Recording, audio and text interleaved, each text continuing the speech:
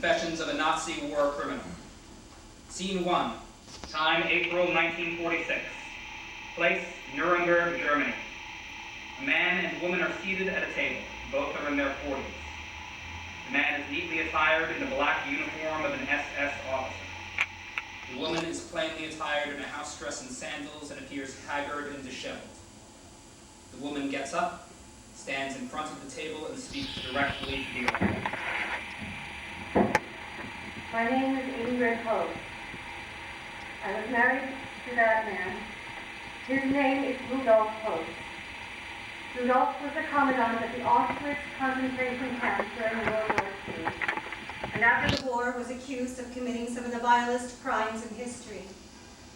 Crimes that were so depraved, so wicked, so terrible, and on a scale so vast as to defy belief. In fact, there are some who believe to this day that the events which happened at Auschwitz never happened, are mere fabrications. But I will leave it to you to decide what really happened in that awful place. To hear Rudolf tell his interrogators from the International Military Tribunal what he did, how he did it, and why. And now Rudolf would like to tell you a little bit about himself. Host gets up from his chair, walks around the table to center stage, and speaks directly to the audience. My name is Rudolf Host. I was born in 1900 in Baden, Germany. I was the oldest of 3 children, the other 2 being girls. My parents were Catholic. I served in the German army during World War I, and after the war fought against the Bolsheviks so that Germany would not go communist. In 1922, I joined the Nazi Party, and in 1923 murdered a traitor, and after which I spent 5 years in prison. In 1934, I joined the SS and moved up in the ranks until I was made commandant of the Auschwitz concentration camp. I was commandant of Auschwitz from May 1, 1940, until December 1, 1943, and again from June to August 1944. My wife and 5 children lived with me at Auschwitz. What you'll hear today may make you angry, may upset you. But please keep in mind that in Germany, orders are everything, and I was just following mine. Thank you. Host returns to his seat. End of scene 1. Scene 2. Time, April 1st, 1946. Place, an interrogation room in a prison. Host is seated at a table with 2 interrogators, Mr. Sendar Jari and Lieutenant Whitney Harris. Host is attired in a prison uniform. Jari is wearing a business suit and Harris is wearing a military uniform. As the scene opens, an interrogation is currently in progress. So, Host, who else did you discuss the details of the extermination of Jews with? I was not allowed to discuss this with anybody. It was a top secret matter. Did Himmler give you orders about the construction of gas chambers? No. He told me to follow. But I was supposed to look at an extermination camp in Poland and eliminate the construction of my camp the mistakes and inefficiency existing in Poland. I was supposed to show him plans of how I intended to construct my camp in a period of about 4 weeks. He told me that he could not give me the exact figures at the time, nor the numbers in which they'd arrived, but added that the figure had run into the several millions. And what did you do? He explained to me that the most important matter was that when an action was being carried on in one of these countries, it was not to be stopped or delayed because of inefficiencies at Auschwitz. He told me that the camps in Poland were not suitable for enlargement, and the reason why he had chosen Auschwitz was because of the fact that it had good railroad connections and could be enlarged and was removed enough from the centers of people, and it could be cut off from the connections with the country. And did he tell you anything else? Did you go there immediately after your talk with him on your tour of inspection? No. I returned to Auschwitz. He explained to me that it was not his habit to discuss such matters with inferiors. However, this case was so important and of such great significance that he had decided to explain to me his reasons, and they were as follows. He said to me that if the extermination of Jewry did not take place at this time, the German people would be eliminated by the Jews. Did he explain to you how the Jews would be able to eliminate the German people? He did not. What other reasons did he give? That was the reason. He had planned originally to dispatch a higher-ranking officer to Auschwitz to continue this extermination action, but reconsidered because he felt that it would only cause a friction between myself as the camp commandant and the higher-ranking officer in charge of the exterminations. Therefore, he gave me the orders in addition to that fact that I was supposed to treat this as a top-secret matter and not discuss it with anybody. All the instructions, such as procedure and orders I always received from the RSHA, the Reichman. And then before you went on your tour of inspection, you returned to Auschwitz. Yes. And what did you do with it? I immediately got in touch with the chief of construction and told him that I needed a large crematorium. I told them we were going to receive a large number of sick people, but I did not give him my real reason. And then? And after we had completed our plans, I sent them to the Reichsführer. After I had changed them in accordance with the real purpose of his actions, they were approved. Didn't you visit any of the other existing extermination camps? I did. Which ones? Treblinka. Oh, okay. What did you see there? At that time, the action in connection with the Warsaw Ghetto was in progress. I watched the procedure. And how was it done there? They had chambers for about 200 people. Into these chambers, the fumes from an exhaust machine came in. Now, these motors had been taken from captured enemy equipment such as tanks, trucks, and had been installed right next to the chambers. They were run by gas, and those victims were supposed to be suffocated by the fumes. How many chambers were there, and how many people were killed there? I don't know the exact figure, but there may have been about 10 chambers. It was built next to a ramp, and the train drove right up to it. The people were unloaded right into the chambers, and this procedure was necessary because the motor is often malfunctioning. Weren't the people first registered or interrogated? No. They were put directly into the chambers from the trains. Yes. And what happened to their clothing? They had to undress before they got into the chambers. And their valuables? Sorted. I saw a number of shacks in there in which there were piles of clothing, shoes, valuables, etc. All sorted separately and neatly stacked. They were later packed. And what happened to those things? I don't know. Well, who did the sorting? Inmates? And who guarded the trains on which the Jews were to be gassed alive? The train that I saw in Treblinka arrived guarded by members of the security police. Also, the trains that came into my camp were also guarded by the security police. Did the train loads consist of men, women, and children all together? All together. And we're talking now about the train in Treblinka. Yes. And there were babies, very small children, and very old people also, right? All kinds. They were evacuated from Warsaw. And you only saw one train in Treblinka while you were visiting there, correct? Yes, just one. And how many people were on that train? One train generally handled about 2,000 people. So when you say generally, do you mean that the trains in Auschwitz also had about 2,000 people? Yeah. 2,000 on average. Some trains held 2,400, others held 1,500 and 1,800, but the average was 2,000. Was this the first time you observed exterminations? It was. Now, I understand from your statement that the people, the men, women, and children, had to strip themselves naked. Is that right? Mm-hmm. Yes. And the women carried their babies with them into the chambers? Yeah. And did they know what was going to happen to them there? I assume so. Did they know what was going to happen to them or not? Yes, they did. And what was your reaction? I did not consider this a problem, or the means or the manner in which it was conducted, because in my opinion, they knew it was going to happen to them. Okay, so you found it lawful and right that they were to be exterminated, but you only objected to the manner in which they were to be exterminated. Exactly. According to my discussion with Himmler, it was the way he's just stated. Well, did anyone try to escape? I didn't see that. Okay, well, how long did you stay in Treblinka? About 3 or 4 hours. And did you discuss the matters with the camp commandant there? I did. And who was that? I don't remember his name. Well, how did you get into the camp in the first place? Did you have a pass or a permit? I was introduced by Eichmann. They had been advised of my arrival by him. And was Eichmann with you at the time? No. And did you see Eichmann in Berlin before you left? Eichmann had been in Auschwitz in the meantime, and at that time I told him that I had to see this camp, and that he should advise him of my coming, otherwise I would not be able to get in. So he had the authority to let anyone visit the camp? No, he didn't. So how did he get the orders to let you in there? I assume that he already received instructions from the Reichsführer via Gruppenführer Movement. While you were visiting, while he was visiting you in Auschwitz, you discussed the plans with him? Mm-hmm. So Eichmann knew what was going on? He was. And did he go with you to Treblinka? No, he returned to Berlin. And did he take the plans with him? So how did you send the plans to Himmler? By courier? Personally? Yes, personally. Now, you told me you didn't approve of the methods used in Treblinka, so you wanted to improve these methods. How are you going to do that? I wanted to avoid in any case that the persons who came into Auschwitz should know ahead of time that they were going to be gassed. And how are you going to do that? At the beginning, I had to improvise because I didn't have the necessary buildings. So we installed signs, reading, to delousing, to disinfecting, to the bath, to the shower, etc. Now, in addition to that, inmates helped new arrivals with undressing and gave them instructions as to where they were to place their clothing so that they would find it upon their return.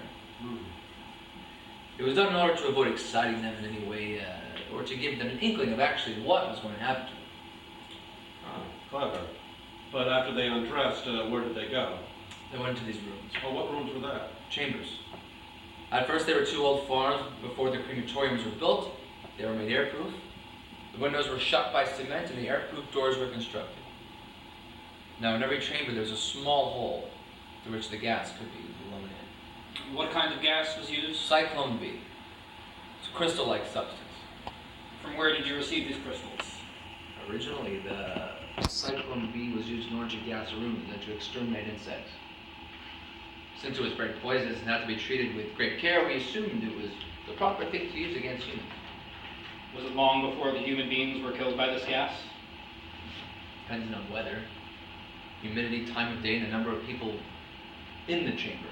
Also, the gas was not always composed the exact same way and was not as effective every time. Oh, of course. But generally speaking, how long did it take? I saw it happen often enough. Generally, it took about 3 to 15 minutes. The effect varied. Wherever the gas was thrown into the chamber, the people standing right next to it were immediately anesthetized. It gradually spread out to the far corners of the room, and generally after about 5 minutes, one could no longer discern the human forms in the chamber. Now, everybody was dead after about 15 minutes, and the chambers were opened after half an hour, and not once was anybody alive. How were you able to hear voices from the chambers if they were airproof, as you said before? They were airtight. The walls were not too thick. They were only ordinary walls. So what noises did you hear as you were standing outside? At first, they'll scream, of course. Did you have any observation windows? In the chambers made in the farmhouses, we did not, but later on in the concrete crematorium, we did. Well, who delivered the gas to you? I believe it was a gas company out of Hamburg. And to whom were the shipments of gas addressed? To the administration of the concentration camp Auschwitz. And who paid them? I don't know. I assume the administration paid for it. I'm sure they must have been paid. When did you finish constructing the permanent gas chambers? All four were finished in 1943, but we were already functioning in 1942. Well, when in 1942 was the first one put into use? Wasn't it already operational maybe in November 1941? No, it was 1942. So these gas chambers, I mean the provincial gas chambers, were used from the summer of 1941 up until 1942. November of 1942, right. But they were also used later on whenever the crematoriums were insufficient to handle the work. Well, how big were the chambers in the crematorium? They could accommodate 2,000. Each? Yes, each. When the people arrived in Auschwitz, there was a railroad station in the camp already, wasn't there? There was. Were they unloaded, or were they marched? How did it work? No, on this railroad station there was a sidetrack. Now the people stepped down from the train, discarded their baggage, and were examined by the doctors and sorted. Well, who were these doctors? What kind of doctors did you use? SS camp physicians. And what principles did the doctors use to sort the prisoners? According to the principles of whether they were fit to work or not. Now, you say a trainload consisted of, on average, about 2,000 people. And how many doctors did you have assigned to check on each of these trainloads? There were always 2 doctors. And how many trains arrived daily? Largest number of trains that ever arrived in one day were 5. This was in 1944, during the Hungarian action. Yeah, but on average, how many arrived each day? 2. So 4,000 people. Yes. And 2 doctors examined all those people? Yes, they followed by them. So it wasn't really an examination. I mean, they just took a glance at them. Yes. And according to which plan was the decision taken? according to the order as to whether or not a man or a woman was strong and healthy. Well, what about the children? I mean, did you just kill all the children indiscriminately? That depended on their stature. Some of the 15 and 16-year-old children also went to work if they were strong enough. Okay, so you're saying children under 15 were all exterminated, Not all, but some, yes. just because of Himmler's order, Yes, and because you thought they were dangerous to the German people. yes. So you thought a child of 3 or 4 was dangerous to the German people? No, it wasn't quite that way. I should have elaborated perhaps a little more in my statement before of Himmler's explanation. He said that the German people would not have carried rights unless the Jewish people were now exterminated. Well, I mean, so you're just saying the same thing you said before. The German people couldn't rise because of 4-year-old Jewish children. Yes. Okay. In general, what was the percentage of the number of people killed and the number of people that were used for labor? It was between 20 and 30% that was set aside for labor. And this was the percentage of women and men inclusively? And there were always more men fit than women. Of course. Just to take an example, when you received the Jews from Greece, how many of them were found fit for labor? Well, the Greeks were very ill and arrived in a very bad condition, so I believe the percentage was approximately 15%. Let's talk about the procedure at Auschwitz again. Okay. The prisoners arrived. They were inspected by the SS doctors, and one row was marched into the camp, and they were the ones who were fit for labor. Is that correct so far? Yes, And the other row was marched into the farmhouses, correct. where they undressed. Well, next to where they undressed in separate shacks next to the farmhouses. Later on, in inclement weather, other military barracks were used. And then, And they were separated according to sizes and marched into the groups into the chambers. in groups of 200, right? Yes. And the people who remained outside, could they hear what was going on inside the farmhouses? No. How many people could be accommodated in each farmhouse for the purpose of extermination? Farmhouses accommodated in their various chambers one complete train trim all at once. You told us that after a half an hour the doors were opened. Yes. And who removed the bodies? A commander that worked there. It was primarily a commando of inmates. And where did they take the bodies? Now, behind the farmhouses were open pits, and the bodies were dumped into them and burned. And who was in charge of the burning? The same commander took care of all of these duties. In the situation where 3 trains arrived on a day and the first train load was taken care of, was the second train set aside on a separate track until you removed every trace in the first train load? Yes, two train loads could be taken care of at the same time. In the case the third train arrived too early, it had to wait on the side track. Well, who removed the bodies from the trains when they arrived? I mean, it's my understanding there were bodies On the trains when they arrived. Well, that was another commando of inmates that took care of that work. The bodies would be put on a truck and thrown into the same very pits and burned as well. Well, in general, how many of the prisoners arrived already dead? That depends on where the train originally came from and how long they'd been on their way. In the case of the Greek Jews, they'd been over 10 days in transit and about 100 died on the way. And what about the Hungarians? There were more. How many more? Varied. Sometimes the trains were composed of different parts. Sometimes a hospital had to be put on the train. In that case, of course, there were many more dead than when the train load was from an agricultural region. Do you know whether or not bodies were removed from the trains while they were still in transit? I've never heard of that. And the bodies, before they were thrown on the fires, was their clothing removed Yes. by your inmates? Yes. What happened to the gold from the mouths of the victims? It was melted. Yeah, I understand that, but was it removed before execution or after execution? Well, they were removed from the bodies before they were taken to the pits to be burned. And who did that? Who removed the gold? They were among these inmates, dentists. And who supervised their work? The dental work was supervised by an SS dentist whose duty was to oversee that the work was done in a satisfactory manner. When did the victims take off their jewelry, their rings, bracelets, earrings, and so on?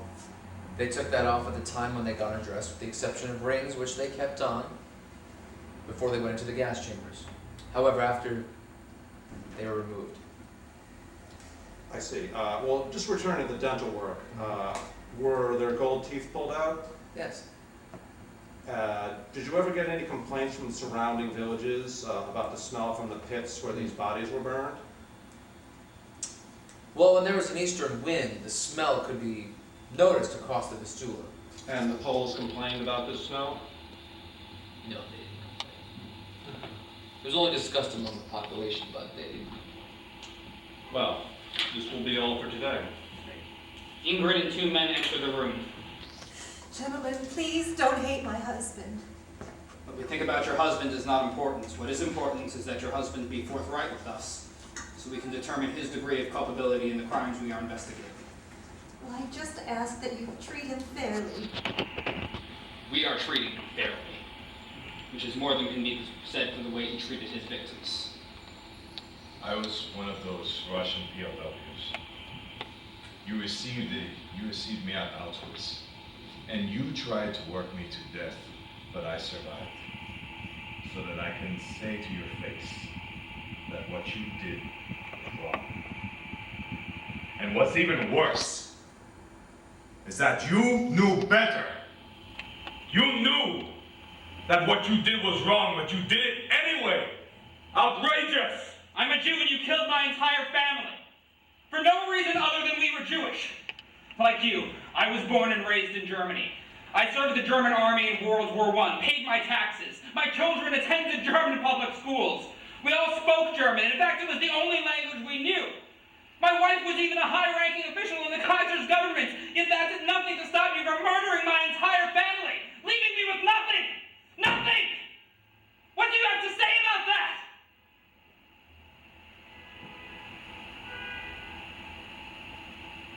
Gentlemen, I was just following my orders. Rudolph, what did you do? End of scene 2.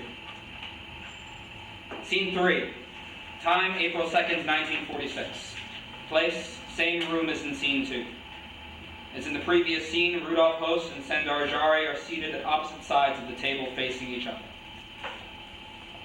Mr. Host, returning to the subject of the selection of Jews for labor, where did the selection take place? In the building or outside? Outside, as mentioned before, when the train arrived. That is, the Jews were marched past the 2 SS doctors. Exactly. So when a train with 2,000 people arrived, 2,000 people marched past 2 doctors, and the doctors nodded, this one to labor and this one to the plant. Yes. So, did you consider that a sufficient examination? The doctor said that was sufficient. Well, were they real high-class doctors? Not all of them. There were a lot of doctors around. I'm just saying they must have been very clever just to look at a person dressed and say, like, this one is good and this one is bad. That is the way in which it was done, sir. Have you ever been examined by a doctor for military duty? Of course. Did he just take a glance at you and then say you were okay? No. Well, what did he do to examine? I had to undress and was closely examined, my heart, lungs, other organs. Well, didn't you think that the people that you were to employ in your war industries, that they should be perfect specimens of manhood, that they should be physically strong and able-bodied? No, only of those who appeared at first glance to be strong and healthy were selected. How long did a laborer last on an average? Depended on where he worked, what he worked at. How many hours a day did he work? In an armored industry, about 10 hours. It also depended on the route of the march from the place of where they were housed, also whether they did outside or inside work, and whether they worked in subterranean movement. And how much food did such a worker receive? Those who worked in permanent industries received a normal food ration from the economic office, and they also received an additional supply of bread. Did they receive the same food as the guards? No. The guards received military rations. Prisoners were fed civilian rations. But you had so many prisoners that it didn't matter whether or not they survived. No, that is not correct. I was reprimanded repeatedly by my superior authority, Commander Pohl, who complained that not enough workers or men were fit for labor, were selected and used for labor purposes. He wanted more. But on the other hand, Mueller and Eichmann were also complaining because you didn't execute enough prisoners, isn't that right? That is right, that is correct. That was their exact opposition, the contrast. Well, which point of view won? Commander Pohl won that. The armament industry needed so many men that it was made a duty of every camp, no matter where he was, to preserve as many laborers as possible for the industry. But in Auschwitz, you still succeeded in exterminating quite a number of people. I mean, in the excess of millions, didn't you? Yeah. Well, how many millions? I again refer back to the statement made to me by Eichmann in March or April 1944, when he had to go to report to the Reich Fuhrer that his officers had turned over 2.5 million to the camp. To the Auschwitz area? Yes. Only in Auschwitz? Only in Auschwitz. 2.5 million? Yes. Aren't you a little confused right now? No. The reasons why I remember 2.5 million is because he was repeatedly told to me that Auschwitz was to have exterminated 4 or 5 million, but that was not so. We had an order by the Reichsfuhrer of SS to destroy all materials and numbers immediately, and not to preserve any records of executions that were being carried out. The 2.5 million that were delivered to Auschwitz, they were the people that were executed? Executed and exterminated. Then quite a number more were delivered to the camp of Auschwitz? Yes. According to the percentage I already mentioned, you would have had to add 20 to 30% that were used for labor. Were these 2.5 million people gassed? Yes, they were. And what about the 500,000 people that were put to death by other means? Well, there were those who died from diseases. There were those who perished by other sicknesses in the camp. Didn't you know what was going on in Auschwitz up until the last moment, even after you had left your position as commandant? Of course. You were in the administration and economic office, weren't you? Yes, I was. That is with the superior authority. So, after you were commandant of Auschwitz, you were promoted to what position? As chief of an amt, or department. In one of these departments, I was inspector of concentration camps. And was that Amt 6? Yes, that was also the economic amt group D, and the economic and administration main office. That is amt group entitled Inspectorate of Concentration Camps. The people who were to be gassed in the permanent plants, they undressed outside these large buildings, didn't they? No, there was a special room. Just a minute ago, didn't you say they were undressed in the outside? No, the train was unloaded. They deposited their baggage, they were sorted out according to those fit for labor, and then the ones who had been selected marched away, and the others were dressed in an undressing room. What was told would happen to them there? They were told they were going to be commissioned to take a bath and to be deloused and disinfected. Signs were there corresponding to these institutions. They undressed and they put their things away just the same way you told us yesterday, as what happened in the farmhouses? Correct. And how many people could be cast at the same time in one of the chambers of a permanent plant? In one chamber, 2,000. A whole trainload? Mm-hmm. And how did the gassing take place? It was all below ground. In the ceiling of these gas chambers, there were 3 or 4 openings that were fenced around with a grating that reached to the floor. And through these openings, gas was poured in. And then what happened? The same thing that I already told you happened in the farmhouses. Depended on the weather conditions, if it were dry and a lot of people were in the chambers, it went comparatively fast. How long a time did the gassing take? As I already stated, 3 to 5 to 15 minutes. And how would you know when they were all dead? There was an aperture through which one could go. And did you hear any noises from the outside? Yes, but only muffled. Because the walls were very thick cement, that it was almost impossible to hear anything. After how long a time were the doors opened? After about half an hour, as was the case, as I said before. And who went in to remove the bodies? They detailed prisoners who were working there. I might add that in the installations of the plants, electrical ventilators were added, which removed the gas fumes. But it was still dangerous work for these inmates to go into the chambers and work among the bodies and the gas fumes, right? No, Did they carry gas masks? they had some, but they did not need them as nothing ever happened. And then the bodies were removed to where? Into their crematorium that was situated just above. Did they have elevators? Yes? Where were the rings removed? Was it in the gas chamber? No. There was an empty chamber just outside the gas chamber that was used where the rings were removed. And that was where they pulled out the gold teeth? It was. And how were the crematoriums arranged? There were 4. The first 2 larger ones had 5 double furnaces, and they could burn 2,000 human beings in 12 hours. What kind of fuel did you use? Coke. And the bodies were just shoved in? There were little barrels as used in the crematoriums in towns, and the bodies were pushed up the opening and slid in. And how many bodies could one oven take or hold? The double furnace could take in 3 corpses at one time.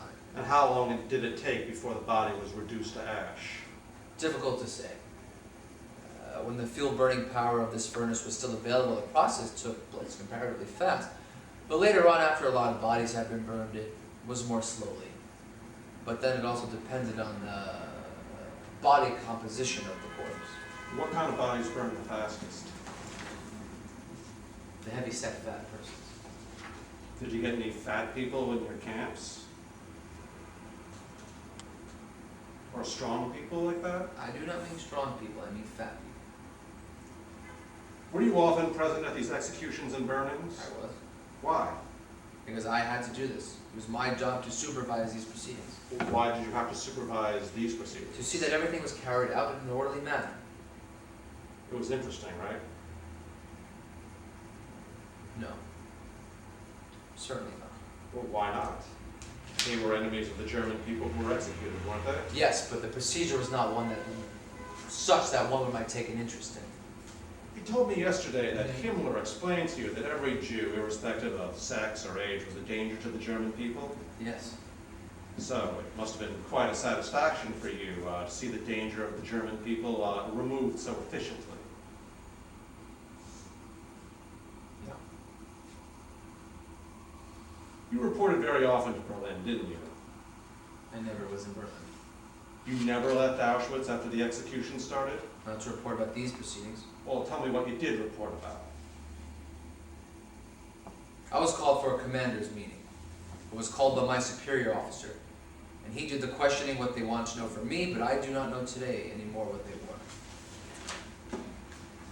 You remember in November 1942 you were at Eichmann's office, and there was a meeting of experts, and these experts were organized to come up with a solution to the Jewish question, right? Eichmann and various leaders from the countries of Belgium and Hungary and so on, they were there, yes. And what did Eichmann lecture about at that meeting? He didn't lecture, it was the other way around. The various representatives of the different countries had to report on the conditions in their countries to Eichmann. But this was in the presence of all the other participants of the meeting, correct? Yes. It was more in the manner of a round-table discussion. Every participant asked Eichmann what he was to do about difficulties that had come up. For instance, in France, it was asked what was to be done about difficulties that had come up with the railroad and the Wehrmacht, and so on. These questions were answered. Wehrmacht. Well, what difficulties was there in connection with the Wehrmacht? Mostly it was a question of transport and the Wehrmacht control of rail transportation. They did not always make rail stop in Wehrmacht. And what was Eichmann's answer to this problem? He told them they should turn in their difficulties, that he knew them and that he knew they might request assistance there, and besides that, the people at that meeting had to disclose how many Jews they'd already evacuated, how many, according to their estimate, were still present, and that was also the reason why I had to be there. And was the word "Endlösung" final solution used at this meeting? Yes, that was Eichmann's expression. And what did you take that expression to mean? Extermination, as I already have explained to you. Can you state absolutely, definitively what the word "Endlösung" final solution stood for? I can only tell you what I understand by it, as I understood it from the Reichsführer. And what did you understand it to mean? It meant extermination. Extermination of whom? Of the Jews. So the word or words final solution were used in this circle, which meant biological extermination of the Jews. Yes. And after this meeting, did you go back to Auschwitz? I did. And what was the next meeting you attended? I never attended another meeting with him. With Eichmann. In 1943, weren't you at a meeting in Berlin where Eichmann explained to the different ministries or representatives of them what Endlösung meant? No. Where he explained that Endlösung only meant sterilization and evacuation of the Jews? No, I don't know. Didn't you hear about such a meeting? No, this is the first I've heard of it. Oh, are you sure about that? Yes. I only participated in one meeting with Eichmann. Never at any other time. You were never at a meeting where representatives of the ministry were present? No, never. Why did you go to Budapest in May 1944? Because I received a commission by my superior group in Bureau Glux who had charged me to go there to find out how many Jews could still be expected for the armament industries that were to be started. They wanted to know how many they should count on for manpower. And what did you find out? First, after I received the commission, I got in touch with Gruppenführer Müller in Berlin in order to find out information from him because he was my superior authority. Just a minute. That was the superior of Gluck's? No, this has nothing to do with Gluck's. Okay? He was the superior authority for Eichmann. Why did you go to Mueller then? Because Mueller had to be informed by his expert, Eichmann, how many Jews could still be expected from Hungary. And how would Eichmann know that? Because he was the competent man charged with this question. Well, why was he the competent authority? I mean, Germany wasn't Hungary, was it? Yes, but he was in Hungary at this time. And what did he do there? He was in charge of all the evacuation, the entire evacuation of Jews. What evacuation? Excuse me. There were no German Jews in Hungary, were there? The Hungarian Jews. Well, why would Germans be in charge of the evacuation of Hungarian Jews? I don't know. I mean, didn't that strike you as being unusual? Happened in other countries too. Yes, but Hungary was an ally of Germany.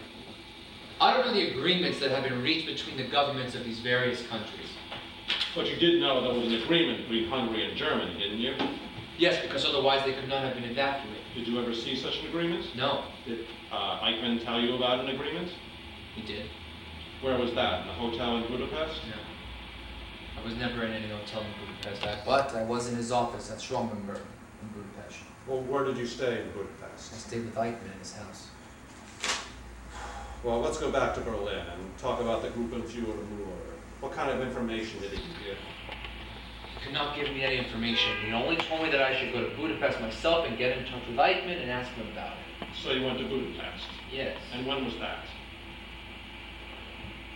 I can't give you the exact date. Well, what month? Spring 1944. So when you saw Eichmann, what did he tell you? He also could not give me the exact figure, but it was estimated about 2 million Jews were still in Hungary. And all these 2 million Jews were to be sent to Auschwitz? He said right away this estimate of 2 million was too high. Now, he didn't know how many exact were there, but he believed that the 2 million number was too much. So he felt sorry that he couldn't get the 2 million, correct? No, he merely said it wasn't correct. How many did he expect to get from Hungary? 500,000. For labor purposes? No. You see, Eichmann had nothing to do with selecting those who were fit for labor or not. His office took no interest in this question at all. So Eichmann's only interest in the Hungarian Jews was to import them to Auschwitz to exterminate them, wasn't it? Yes. So Eichmann couldn't give you any figures. Who gave you the figures? Nobody could give me this information. Who was present at your discussion with Eichmann? So as far as I know, there was Eichmann, Hunch, and Brunner. What about Wislency? I met him later in Mungak. During your discussion with Eichmann in his office in Budapest, did you discuss the percentage of Jews who could be used for labor? Yes. That was the very reason for my trip. And how many persons did you estimate could be used from Hungary? I'm talking about the Jews, for purposes other than passing. I didn't know that at the time. I found out later. Well, I'm not talking about the number of Jews you were going to get for labor or any other purpose. I'm just talking about the percentage. I can't get any picture of that. But you were the man who had experience second to no other in the whole world as the percentage of Jews who could be used for labor, weren't you? You had been reviewing the Jews arriving in Auschwitz for years, and yesterday you mentioned a percentage of 20 to 30%, isn't that right? Yes. But I also mentioned that it was different for each country. Didn't you hope that you would be able to get around 20 or 25% for labor? I hoped even more than that. I hope that in Hungary we should be at least able to use 35% for labor. And did you mention that to Eichmann? I did. Well, how did he like it? He said that he couldn't form an opinion because he had not seen them, so he couldn't make any estimate. What was your reason to think 35% of Hungarian Jews could be used for labor? Well, because for the large part, the Jews in Hungary were people from the farms, from agricultural districts. So you were unable to get any definite information from Eichmann's office, so you decided to take a tour of the concentration camps and look at the Jews yourself, didn't you? And the first camp you went to was in Mungak? It was. And who was in charge there? Mussolini. Why was he there? He was in charge of this whole area, and it's section number 1 of Munda. Can you explain to me how it was that a German SS Hauptsturmführer was in charge of collecting Hungarian Jews? The actual collecting and imprisonment of the Hungarian Jews was not carried out by him. It was carried out by the Hungarian police and gendarmerie. Well, then what was Ouspensky's job there? So as far as I could find out, he was commissioned by Eichmann to determine that the collection and the gathering of the Jews were carried out in a proper manner. What do you mean a proper manner? What I mean is that Take your time. proper manner was perhaps of 2 functions. To see that the Hungarian police stayed to the agreements that had been reached between the various governments, but I don't know what agreements there were and that all the Jews were collected. Didn't Ouspensky have a Hungarian opposite number? Wasn't his name Ferenczy? Yes, Ferenczy is the name I heard in Budapest. He was chief of the Hungarian field gendarmerie, but I don't know the name of Mussolini's opposite number. How long did you stay in Donbass? Just for 1 day. And what activities did you do there? Well, I went out to the brickyards that Jews had been collected and took about 1,000 Jews at random, and with the help of a Jewish doctor, selected those people whom he considered fit for labor in order to get an idea. And how many were fit for labor? About 30% in Mungats, but there were many brickyards in Mungats. And in the vicinity of Mungats, also about 30%. And then you went from one camp to another. I did. And was the average about 30%? Yes, the average of the entire area of Mungat was 30%. And this was Sector 1. Yes. Now, I'm not quite sure that I can say definitely whether this sector was called Sector 1 or Sector 1B. It was the Carpatho-Ukraine area. Mm-hmm. Yeah. And then you traveled from sector to sector and continued your investigation. No, I only traveled to the south in the neighborhood of the Danube River. That was another sector. I didn't know whether number 1 or number 1V, but it was in the southern sector and there was Danaker. Now, Commander Danaker was there in charge. And what was the quality of Jews there? It was less good because there were more people from the city. And then you returned to Budapest. Yes. And who did you report to? Eichmann's office. And then I immediately returned to Berlin. Did you see Muller? No. Did you see any well-known faces in Budapest while you were outside your narrow circle of collaborators? I only went together with Eichmann to the Obergruppenführer Winkelmann, higher SS and police leader, because I had to report to him anyhow. Did you see Kaltenbrunner there? No, Did you hear that Kaltenbrunner was in Budapest? not when I was there. All right, we're finished now. We'll continue the hearing later on.